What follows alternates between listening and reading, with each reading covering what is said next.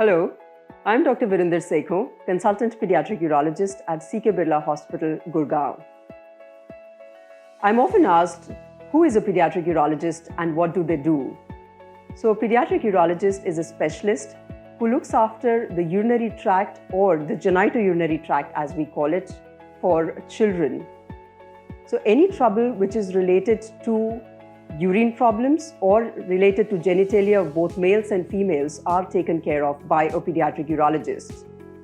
The spectrum of anomalies that we look after can be very simple, ranging from urinary tract infections, which may again be due to a simple thing like constipation or a bowel bladder dysfunction, to something that we call a vesicoureteral reflux, in which the urine goes back from the bladder into the kidneys and may have long-lasting effects.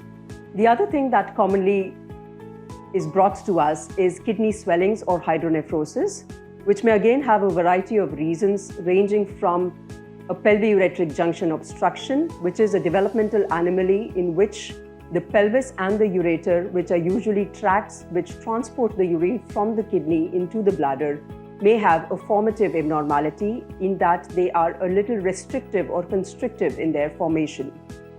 Most of these anomalies are detected before birth or immediately after birth, and therefore seeking the right opinion at the right time with the right specialist is very important for your children. The other complex anomalies that we look after may be defects in the genitalia, in terms of that the urinary hole may not be present in the right place, something that we call hypospadias or epispadias, and these are normally again detected at birth. So examining your newborn baby either by your pediatrician or you yourself when you are giving them a good bath is important. Some other abnormalities that we look after may be phimosis, in which the foreskin of the penis is actually stuck and cannot be retracted back. A similar enology in females is something that we call labial adhesions, in which a female child may have difficulty in passing urine or may have recurrent urinary tract infections. And in these children, you may not be able to see the internal genital openings as you should otherwise normally be able to do. There are a large variety of bladder dysfunctions which may present as urinary leak or incontinence in children. Now, the normal toilet training age for any child is roughly in the age of 2 to 3 years, and majority of these children should attain a good control by 5 years of age, even for nighttime bedwetting. If your child is beyond that age and is still leaking urine, then you should consult your pediatric urologist for the right opinion. There are a wide variety of other complex anomalies like genitourinary tumors, that is cancers related to the kidney, urinary bladder or the genitalia, that may be a testicular tumor or a bladder rhabdomyosarcoma that we look after as well.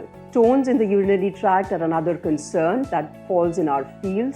There may be small stones in the kidney or maybe larger ones again in the kidney or the urinary bladder or the ureter, and they can be tackled by minimally invasive techniques without any surface cuts. The other complex reconstructive anomalies that we particularly look after is something called an extrophy epispadias complex.